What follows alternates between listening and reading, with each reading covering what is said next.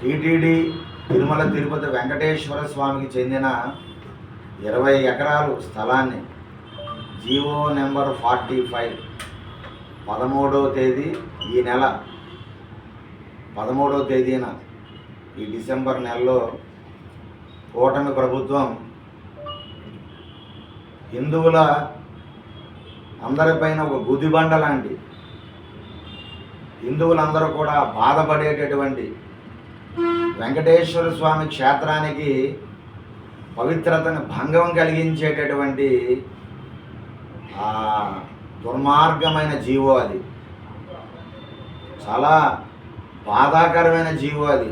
GO number 45 ఈ నెల 13వ తేదీ ఇచ్చినటువంటి జీవో కూటమి ప్రభుత్వం. ఆ జీవోలో పరమ పవిత్రమైన, దాదాపుగా ఇప్పుడు ఉండేటటువంటి తిరుపతిలో ఉండేటటువంటి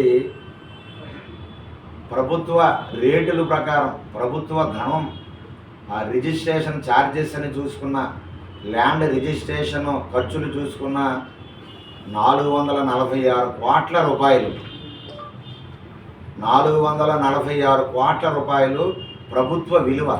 ఇంకా బయట ప్రైవేట్ అనేసరికి ఇంకా మీకు తెలియనిది కాదు ఎంత విలువైన స్థలము. అంటే స్థలానికి, వెంకటేశ్వర స్వామి వారి స్థలానికి మనం విలువ కట్టేవాళ్ళం కాదు. అటువంటి పవిత్రమైనటువంటి 20 ఎకరాల భూమిని ఇప్పుడు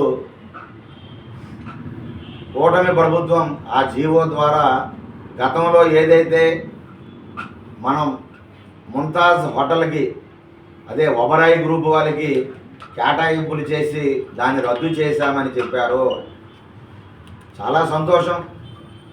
గతంలో ఏదైతే టూరిజం ల్యాండ్ ఏదైతే ఉన్నదో 7 కొండలకి అంచున ఉండేటటువంటి స్థలం, అందులోన స్వామివారి శేషాద్రి పర్వతం అంచున ఉండేటటువంటి స్థలం, అటువంటి